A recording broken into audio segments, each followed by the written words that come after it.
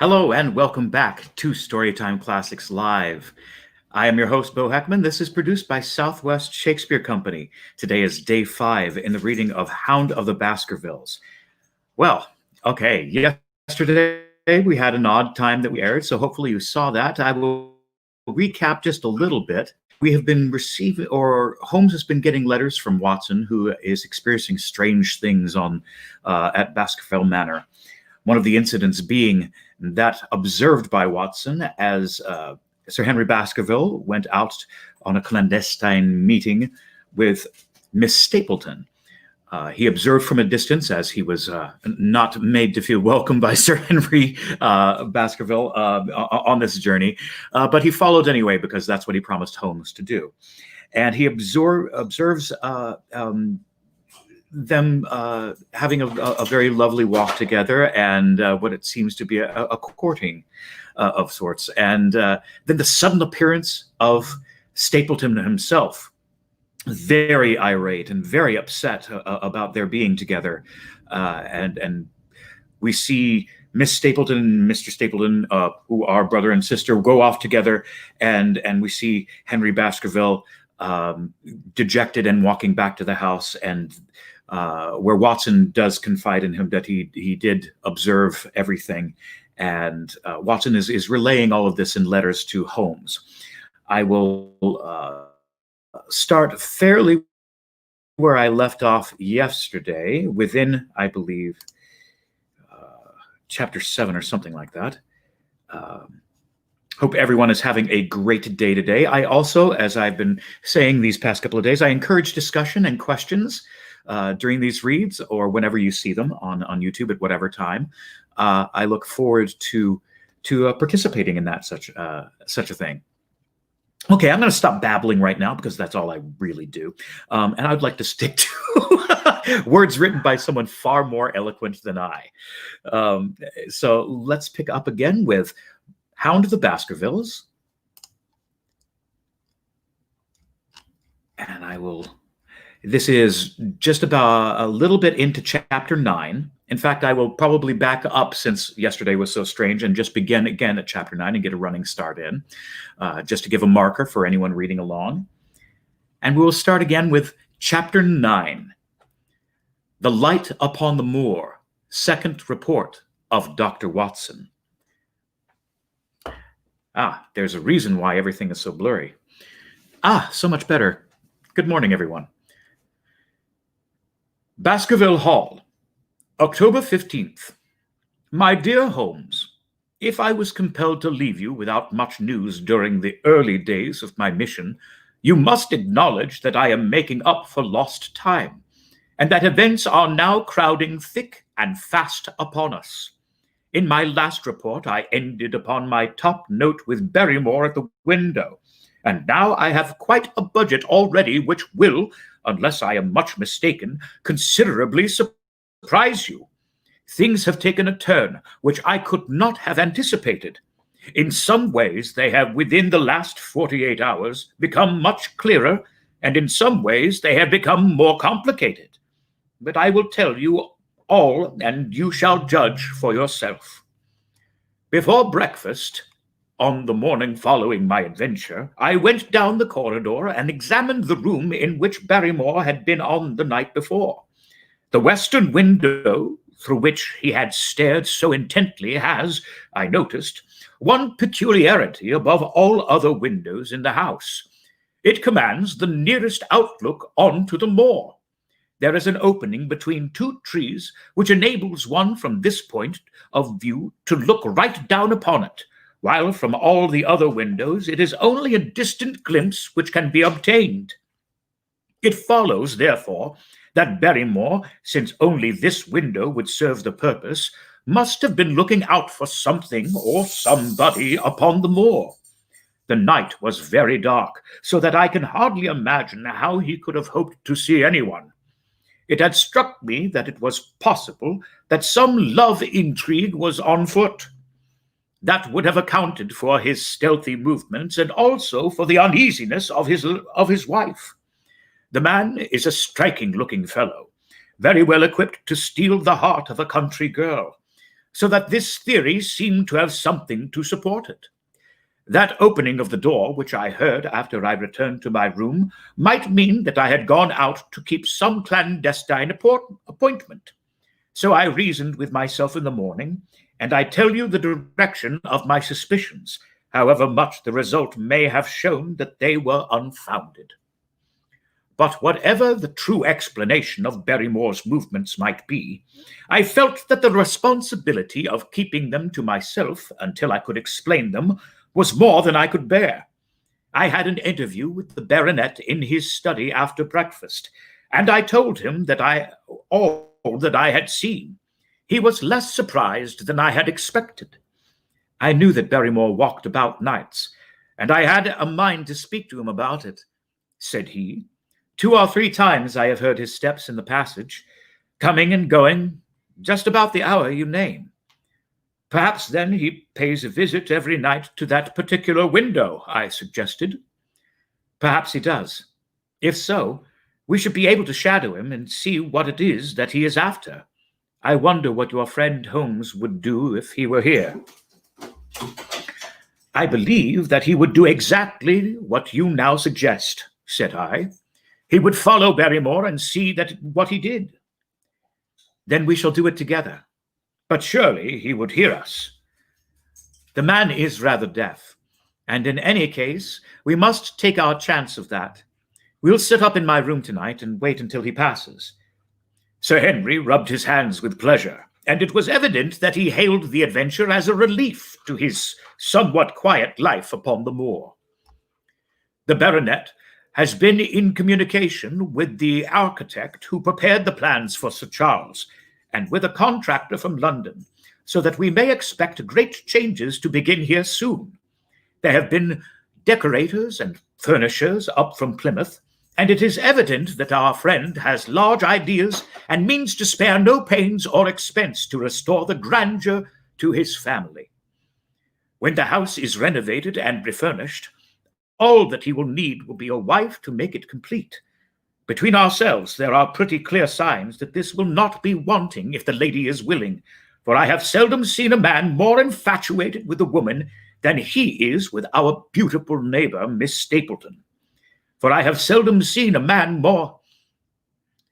And yet, the course of true love does not run quite as smoothly as one would under the circumstances expect. Today, for example, its surface was broken by a very unexpected ripple, which has caused our friend considerable perplexity and annoyance. After the conversation which I have quoted about Barrymore, Sir Henry put on his hat and prepared to go out. As a matter of course, I did the same. "What? Are you coming, Watson?" he asked, looking at me in a curious way. "That depends on whether you are going on the moor," said I. "Yes, I am." "Well, you know what my instructions are. I am so sorry to intrude, but you heard how earnestly Holmes insisted that I should not leave you, and especially that you should not go alone upon the moor." Sir Henry put his hand upon my shoulder with a pleasant smile. "My dear fellow," said he, "Holmes, with all his wisdom, did not foresee some things which have happened since I have been on the moor. You understand me? I am sure that you are the last man in the world who would wish to be a spoil-sport. I must go out alone." It put me in a most awkward position. I was at a loss what to say or what to do, and before I had made up my mind, he picked up his cane and was gone. But when I came to think the matter over, my conscience reproached me bitterly for having on any pretext allowed him to go out of my sight.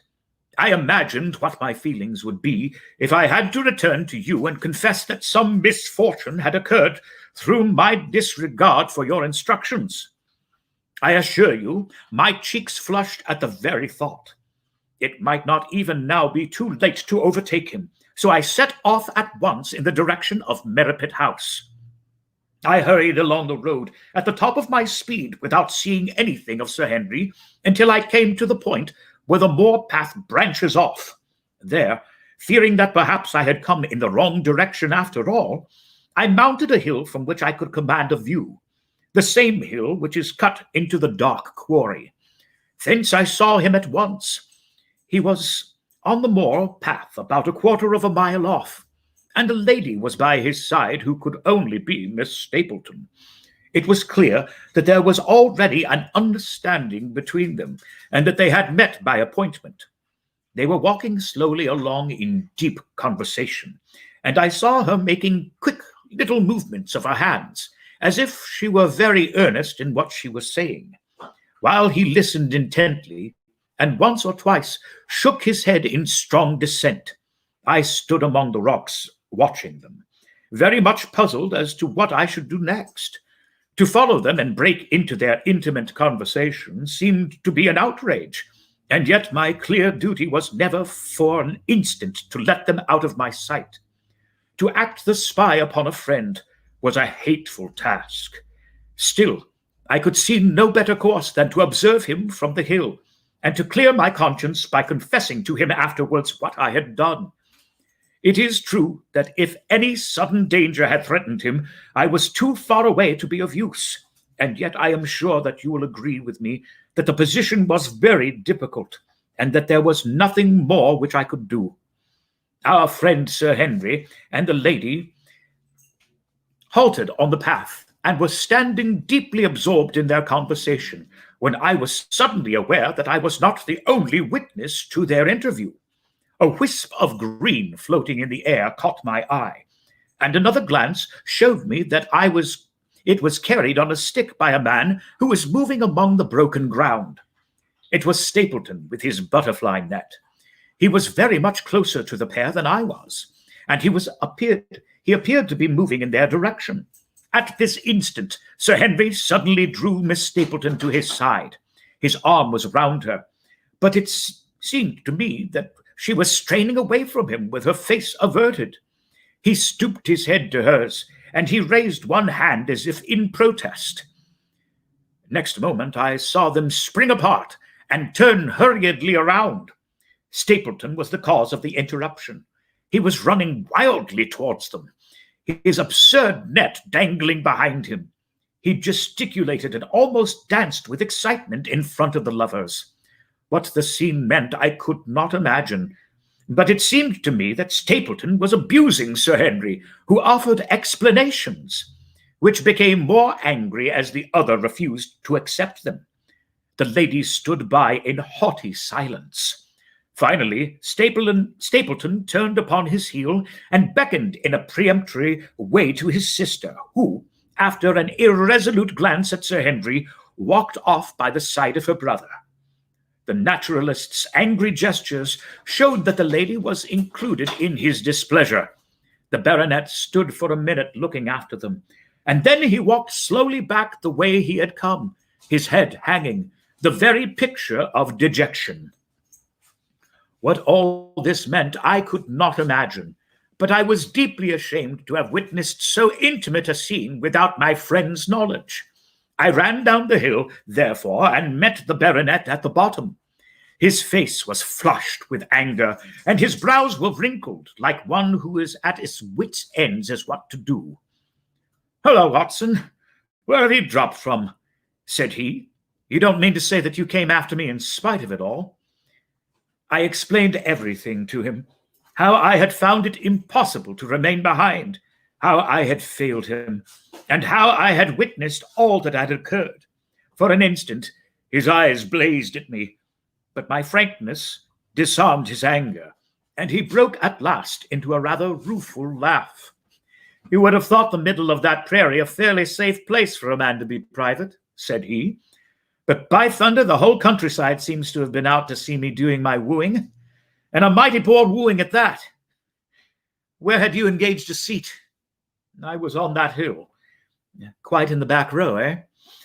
But her brother was well up in the front. Did you see him come out on us?" "Yes, I did."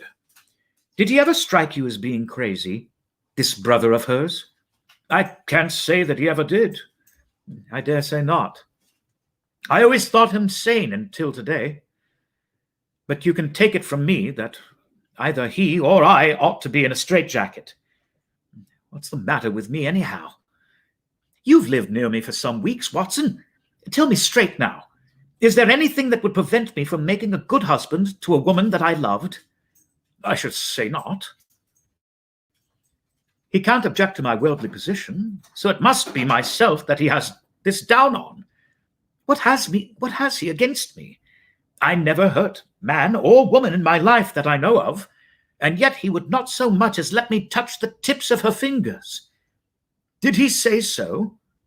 That, and a deal more, I tell you, Watson.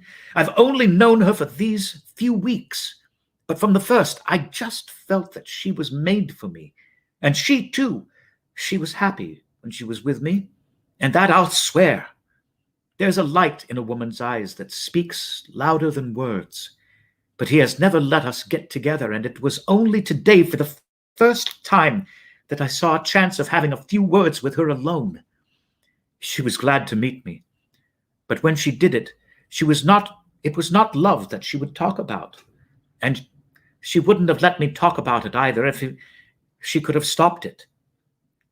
She kept coming back to it, that this was a place of danger, and that she would never be happy until I had left it. I told her that since I had seen her, I was in no hurry to leave it, and that if she really wanted me to go, the only way to work it was for her to arrange to go with me. With that, I offered in as many words to marry her, but before she could answer, down came this brother of hers, running at us with a face on him like a madman. He was just white with rage, and those light eyes of his were blazing with fury. What was I doing with the lady? How dared I offer her attentions which were distasteful to her? Did I think that because I was a baronet that I could do whatever I liked? If he had not been her brother, I should have known better how to answer him. As it was, I told him that my feelings towards his sister were such as I was not ashamed of, and that I hoped that she might honor me by becoming my wife. That seemed to make the matter no better. So then I lost my temper too, and I answered him rather more hotly than I should perhaps, considering she was standing by. So it ended by his going off with her, as you saw, and here I am, as badly puzzled a man as any in this country. Just tell me what it all means, Watson, and I'll owe you more than ever I can hope to pay. I tried one or two explanations, but, indeed, I was completely puzzled myself. Our friend's title, his fortune, his age, his character, and his appearance are all in his favor, and I know nothing against him unless it be this dark fate which runs in his family, that his advances should be rejected so briskly, without any reference to the lady's own wishes, and that the lady should accept the situation without protest, is very amazing. However, our conjectures were set at rest by a visit from Stapleton himself that very afternoon. He had come to offer apologies for his rudeness of the morning, and after a long private interview with Sir Henry in this study, the upshot of their conversation was that the breach is quite healed, and that we are to dine at Merripit House next Friday as a sign of it. I don't say now that he isn't a crazy man, said Sir Henry. I can't forget the look in his eyes when he ran at me this morning. But I must allow that no man could make a more handsome apology than he has done. Did he give any explanation for his conduct? His sister is everything in his life, he says. That is natural enough, and I am glad that he should understand her value. They have always been together, and according to his account, he has been a very lonely man with only her as a companion, so that the thought of losing her was really terrible to him. He had not understood, he said, that I was becoming attached to her. But when he saw with his own eyes that it was really so, that she might be taken away from him, it gave him such a shock that for a time he was not responsible for what he said or did. He was very sorry for all that had passed, and he recognized how foolish and how selfish it was that he should imagine that he could hold a beautiful woman like his sister to himself for her whole life.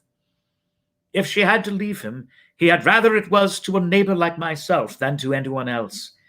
But in any case, it was a blow to him, and it would take him some time before he could prepare himself to meet it. He would withdraw all opposition upon his part if I was to promise for 3 months to let the matter rest, and to be content with cultivating the lady's friendship during the time without claiming her love. This I promised, and so the matter rests. So there is one of our small mysteries cleared up. It is something to have touched bottom anywhere in this bog in which we are floundering. We now know why Stapleton looked with disfavor upon his sister's suitor, even when that suitor was so eligible a one as Sir Henry. Now I pass on to another thread which I have extricated out of the tangled skin of the mystery, the sobs in the night, of the tear-stained face of Mrs. Barrymore, of the secret journey of the butler to the western lattice window. Congratulate me, dear Holmes, and tell me that I have not disappointed you as an agent, that you do not regret the confidence which you showed in me when you sent me down. All these things have by one night's work been thoroughly cleared. I have said by one night's work, but in truth it was by 2 nights' work, for on the first we drew entirely blank. I sat up with Sir Henry in his rooms until nearly 3 o'clock in the morning, but no sound of any sort did we hear except the chiming of the clock upon the stairs. It was a most melancholy vigil, and ended by each of us falling asleep in our chairs. Fortunately, we were not discouraged, and we determined to try it again. The next night we lowered the lamp and sat smoking cigarettes without making the least sound. It was incredible how slowly the hours crawled by, and yet we were helped through it by the same sort of patient interest which the hunter must feel as he watches the trap into which he hopes the game may wander. 1 struck, and 2, and we had almost for the 2nd time given it up in despair, when an instant we both sat bolt upright in our chairs, with all our weary senses keenly on the alert once more. We had heard the creak of a step in the passage. Very stealthily we heard it pass along until it died away in the distance. Then the baronet gently opened his door, and we set out in pursuit. Already our man had gone round the gallery, and the corridor was all in darkness. Softly we stole along until we had come into the other wing. We were just in time to catch a glimpse of the hall. Black-bearded figure, his shoulders rounded as he tiptoed down the passage. Then he passed through the same door as before, and the light of a candle framed it in the darkness and shot one single yellow beam across the gloom of the corridor. We shuffled cautiously towards it, trying every plank before we dared put our whole weight upon it. We had taken the precaution of leaving our boots behind us, but even so, the old boards snapped and creaked beneath our tread. Sometimes it seemed impossible that he should fail to hear our approach. However, the man is fortunately rather deaf, and he was entirely preoccupied in that which he was doing. When at last we reached the door and peeped through, we found him crouching at the window, candle in hand, his white, intent face pressed against the pane, exactly as I had seen him 2 nights before.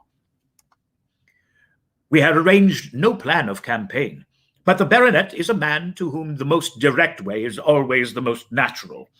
He walked into the room, and as he did so, Barrymore sprang up from the window with a sharp hiss of his breath and stood livid and trembling before us.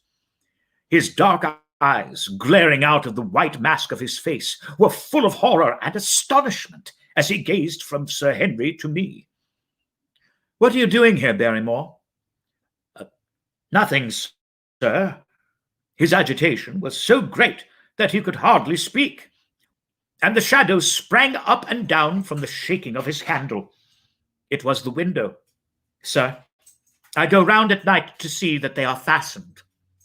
"On the 2nd floor?" "Look here, Barrymore," said Sir Henry sternly. "We have made up our minds to have the truth out of you, so it will save you trouble to tell sooner rather than later. Come now, no lies. What were you doing at that window? The fellow looked at us in a helpless way, and he wrung his hands together like one who is in the last extremity of doubt and misery. I was doing no harm, sir. I was holding a candle to the window. And why were you holding the candle to the window? Don't ask me, Sir Henry. Don't ask me. I give you my word that it was not my secret, and that I cannot tell it. If it concerned no one but myself, I would not try to keep it from you. A sudden idea occurred to me, and I took the candle from the trembling hand of the butler. He must have been holding it as a signal, said I. Let us see if there is any answer. I held it as he had done, and stared out into the darkness of the night. Vaguely, I could discern the black bank of the trees and the lighter expanse of the moor, for the moon was behind the clouds. And then I gave a cry of exultation, for a tiny pinpoint of yellow light had suddenly transfixed the dark veil and glowed steadily in the center of the black square framed by the window. There it is, I cried. No, sir, it is nothing at all, the butler broke in. I assure you, sir. Move your light across the window, Watson, cried the baronet. See, the other moves also. Now, you rascal, do you deny that this is a signal? Come, speak up. Who is your confederate out yonder? And what is this conspiracy that is going on? The man's face became openly defiant. It is my business and not yours. I will not tell. Then you leave my employment right away. Very good, sir, if I must. And you go in disgrace. By thunder, you may well be ashamed of yourself. Your family has lived with mine for over 100 years under this roof, and here I find you deep in some dark plot against me. No, sir, no, not against you. It was a woman's voice, and Mrs. Barrymore, paler and more horror-struck than her husband, was standing at the door. Her bulky figure in a shawl and skirt might have been comic were it not for the intensity of the feeling upon her face. We have to go, Eliza. This is the end of it. You can pack our things, said the butler. Oh, John, have I brought you to this? It is my doing, Sir Henry, all mine. He has done nothing except for my sake, and because I asked him. Speak out, then. What does it mean? My unhappy brother is starving on the moor. We cannot let him perish at our very gates. The light is a signal to him that food is ready for him, and his light out yonder is to show the spot which to bring it.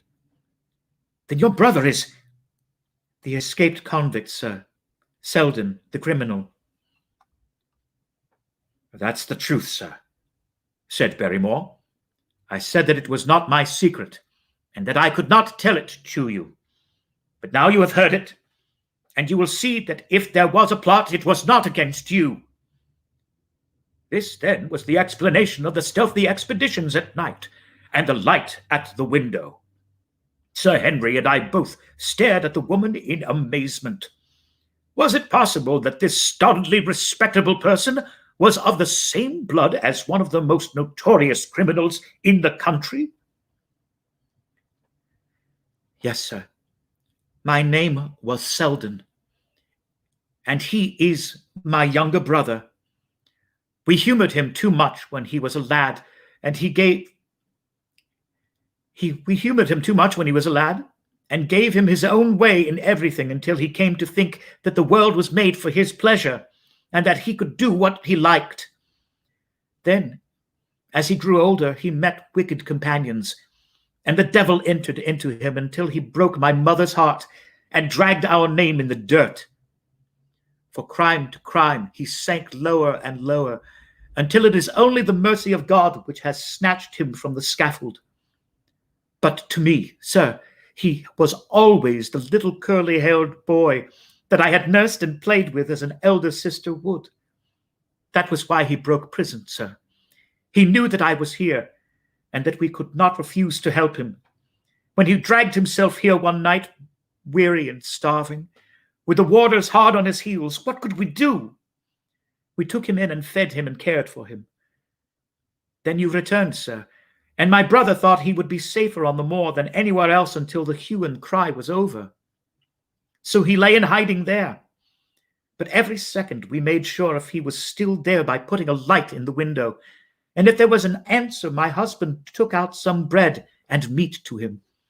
Every day we hoped that he was gone, but as long as he was there, we could not desert him. That is the whole truth, as I am an honest Christian woman, and you will see that if there is blame in the matter, it does not lie with my husband, but with me, for whose sake he has done all that he has. The woman's words came with an intense earnestness which carried conviction with them. Is this true, Barrymore? Yes, Sir Henry. Every word of it. Well, I cannot blame you for standing by your own wife. Forget what I have said. Go to your room, and you too.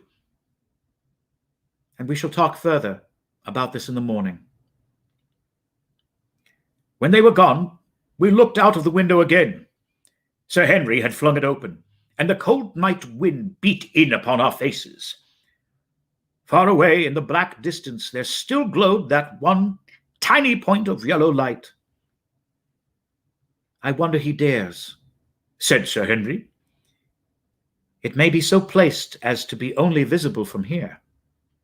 Very likely. But how far do you think it is? Out by the cleft tor, I think. Not more than a mile or two off. Hardly that. Well, it cannot be if Barrymore had to carry out the food to it, and he is waiting, this villain, beside that candle. By thunder, Watson, I'm going out to take that man. The same thought had crossed my mind. It was not as if the Barrymores had taken us into their confidence. The secret had been forced from them. The man was a danger to the community, an unmitigated scoundrel from whom there was neither pity nor excuse. We were only doing our duty and taking this chance of putting him back where he could do no harm. With his brutal and violent nature, others would have to pay the price if we held our hands. Any night, for example, our neighbors, the Stapletons, might be attacked by them. It may have been the thought of this which made Sir Henry so keen upon the adventure. I will come, said I. Then get your revolver and put on your boots. The sooner we start, the better, and the fellow may put out his light and be off. In 5 minutes we were outside the door, starting upon our expedition. We hurried through the dark shrubbery amid the dull moaning of the autumn wind and the rustle of the falling leaves. The night air was heavy with the smell of damp and decay. Now and again the moon peeped out for an instant, but clouds were driving over the face of the sky, and just as we came out on the moor, a thin rain began to fall. The light still burned steadily in front. Are you armed? I asked. I have a hunting crop. We must close in on him rapidly, for he is said to be a desperate fellow. We shall take him by surprise and have him at our mercy before he can resist. I say, Watson, said the baronet, what would Holmes say to this? How about that hour of darkness in which the power of evil is exalted? As if in answer to his words, there rose suddenly out of the vast gloom of the moor that strange cry which I had already heard upon the borders of the great Grimpen Mire. It came with the wind through the silence of the night, a long, deep mutter, then a rising howl, and then the sad moan in which it died away. Again and again it sounded, the whole air throbbing with it, strident, wild, and menacing. The baronet caught my sleeve, and his face glimmered white through the darkness. My God, What's that, Watson? I don't know. It's a sound they have on the moor. I heard it once before. It died away, and an absolute silence closed in upon us. We stood straining our ears, but nothing came. Watson, said the baronet, it was the cry of a hound. My blood ran cold in my veins, for there was a break in his voice which told of the sudden horror which had seized him. What do they call this sound? He asked. Who?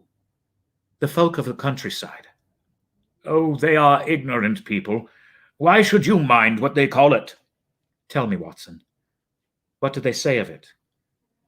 I hesitated, but could not escape the question. They say it is the cry of the Hound of the Baskervilles. He groaned and was silent for a few moments. A hound it was, he said at last, but it seemed to come from miles away. Over yonder, I think. It was hard to say whence it came. It rose and fell with the wind. Isn't that the direction of the great Grimpen Mire? Yes, it is. Well, it is up there. Come now, Watson. Didn't you think yourself that it was the cry of a hound? I am not a child. You need not fear to speak the truth. Stapleton was with me when I heard it last. He said that it might be the calling of a strange bird. No, it was a hound. My God, there can be some truth in all these stories. Is it possible that I am really in danger from so dark a cause?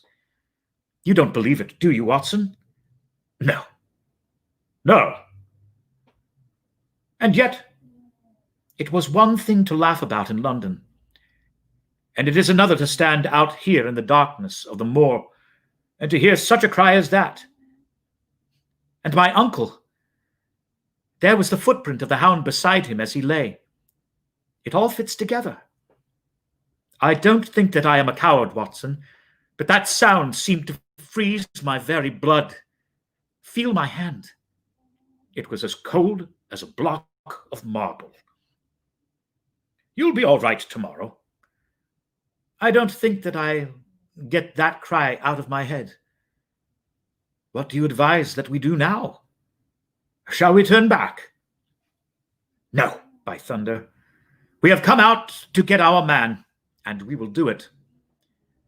We after the convict, and a hellhound, as likely as not, after us. Come on. We'll see it through if all the fiends of the pit were loose upon the moor. We stumbled slowly along in the darkness, with the black loom of the craggy hills behind us, and the yellow speck of light burning steadily in front. There is nothing so deceptive at the distance of a light upon a pitch-dark night, and sometimes the glimmer seemed to be far away upon the horizon, and sometimes it might have been within a few yards of us. But at last we could see whence it came, and when we knew that we were indeed very close, a guttering candle was struck in a crevice of the rocks which flanked it on each side so as to keep the wind from it, and also to prevent it from being visible, save in the direction of Baskerville Hall.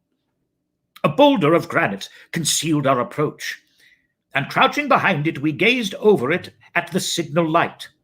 It was strange to see this single candle burning there in the middle of the moor, with no sign of life near it, just the one straight yellow flame and the gleam of the rock on each side of it. What shall we do now? Whispered Sir Henry. Wait here. He must be near this light. Let us see if we can get a glimpse of him. The words were hardly out of my mouth when we both saw him. Over the rocks, in the crevice of which the candle burned, there was thrust out an evil yellow face, a terrible animal face, all seamed and scored with vile passions, foul with mire, with a bristling beard, and hung with matted hair. It might well have belonged to one of those old savages who dwelt in the burrows on the hillsides. The light beneath him was reflected in his small, cunning eyes, which peered fiercely to right and left through the darkness, like a crafty and savage animal who has heard the steps of hunters. Something had evidently aroused his suspicions. It may have been that Barrymore had some private signal which we had neglected to give, or the fellow may have had some other reason for thinking that all was not well. But I could read his fears upon his wicked face. Any instant he might dash out the light and vanish into the darkness. I sprang forward, therefore, and Sir Henry did the same. At the same moment, the convict screamed out a curse at us and hurled a rock which splintered up against the boulder which had sheltered us. I caught one glimpse of his short, squat, strongly built figure as he sprang to his feet and turned to run. At the same moment, by a lucky chance, the moon broke through the clouds. We rushed over the brow of the hill, and there was our man running with great speed down the other side, springing over the stones in his way with the activity of a mountain goat. A lucky long shot of my revolver might have crippled him, but I had brought it only to defend myself if attacked, and not to shoot an unarmed man who was running away. We were both swift runners in fairly good training, but we soon found that we had no chance of overtaking him. We saw him for a long time in the moonlight until he was only a small speck moving swiftly among the boulders upon the side of a distant hill.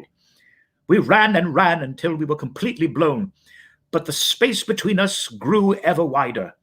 Finally, we stopped and sat panting on two rocks, while we watched him disappearing in the distance. And it was at this moment that there occurred a most strange and unexpected thing. We had risen from our rocks and were turning to go home, having abandoned the hopeless chase.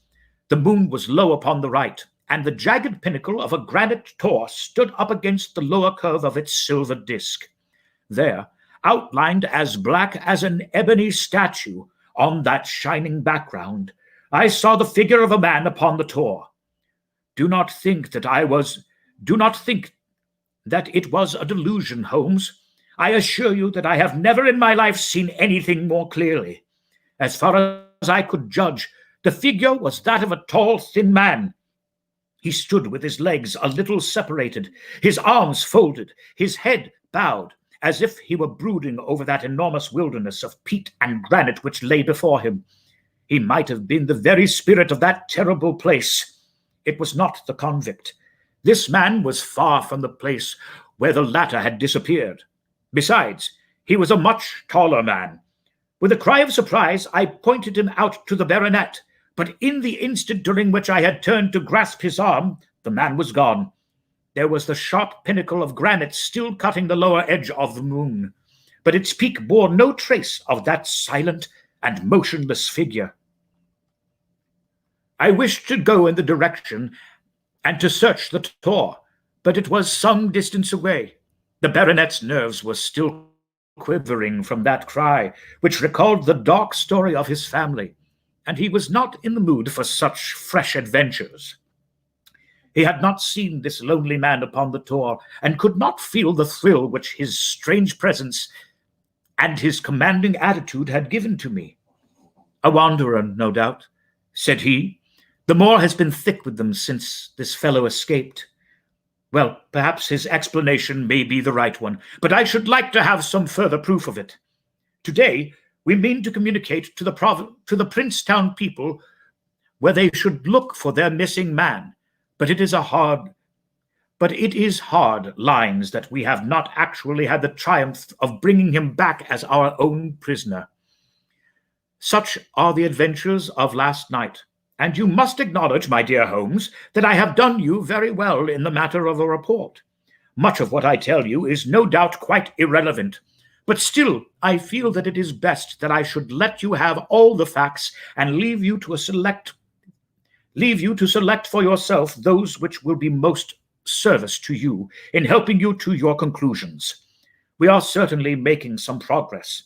So far as the Barrymores go, we have found the motive of their actions, and that has cleared up the situation very much. But the moor, with its mysteries and its strange inhabitants, remains as inscrutable as ever. Perhaps in my next I may be able to throw some light upon this also. But of all would be you could best of all would it be if you could come down to us. In any case, you will hear from me again in the course of the next few days. And we will stop here and resume with Chapter 10 next time, entitled Extract from the Diary of Dr. Watson. If anyone would like to put forth questions right now, or comments, or start a discussion, I would like to encourage that. Anybody out there?